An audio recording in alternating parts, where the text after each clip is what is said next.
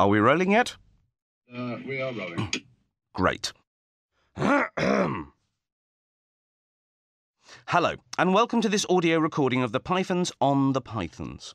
My name is Bob McCabe, and I have had the incredible privilege of interviewing each of the Pythons over a period of, well, it feels like years, and actually it has been years, to gather together resource material for their autobiography. You will hear some of these interviews on this recording. Once I had the interviews, I was able to edit them in text form to complete their autobiography. Only that doesn't mean it's an autobiography in the strictest sense, though, does it?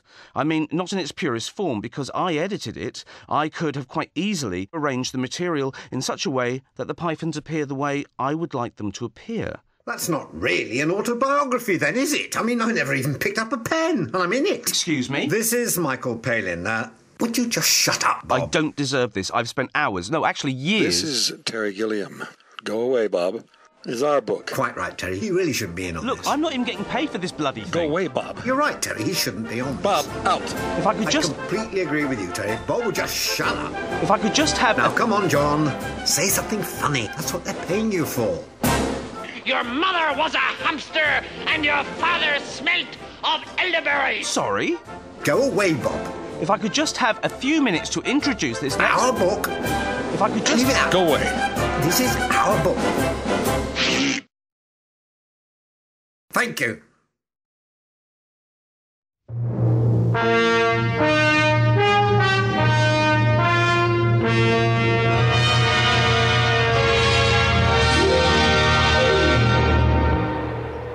Part 1. In which we are born.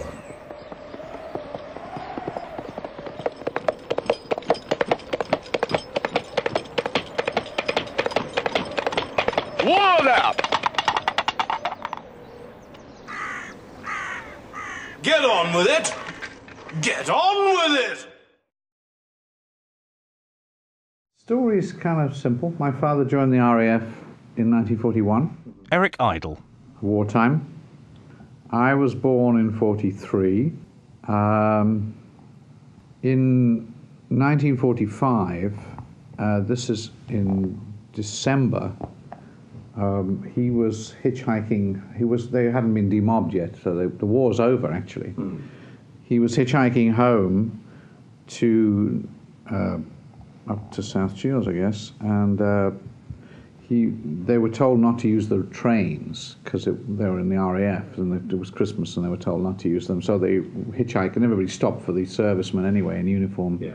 So he got a ride in a truck of a lorry of steel stuff, and somewhere outside Darlington, a car cut in front of them, and it swerved, and the lorry ran off the road, and he was crushed by the load, sitting in the back, hitchhiking.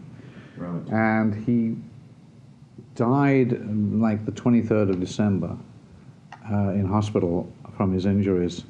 And I was like, I guess I'm 2.5 at that stage.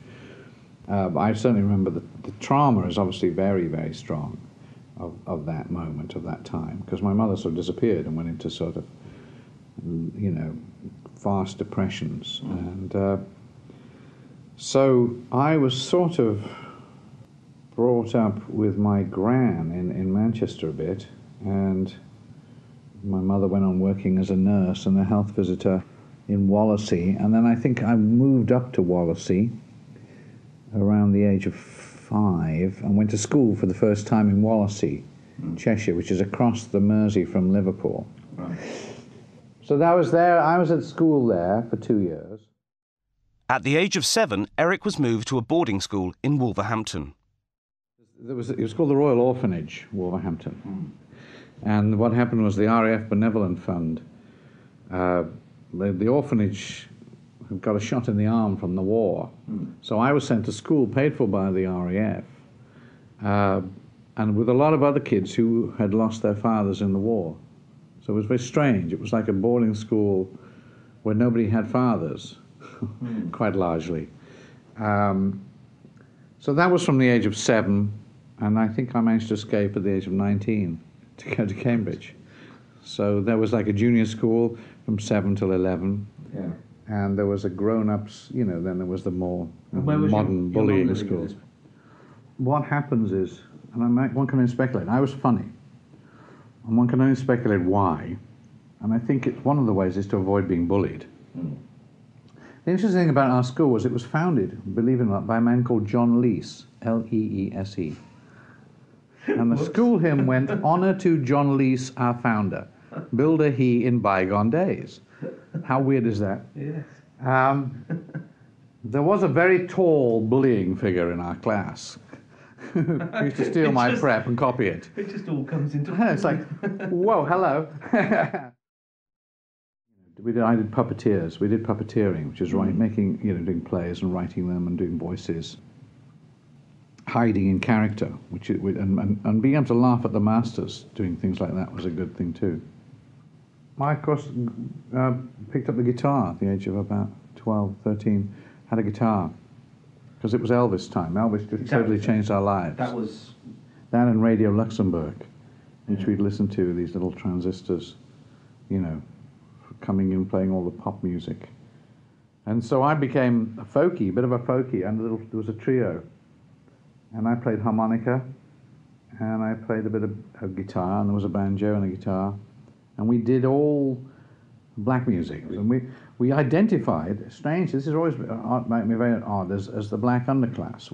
That became very much our songs of protest. Yeah. Which is odd when you think we were actually very white English boys in a boarding school. But our feeling was being repressed. Yeah.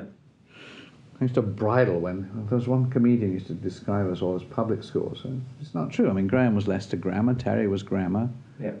I was this nightmare school, and I think Shrewsbury's a public school and Clifton's a public school. Yeah. That's 2 out of 6.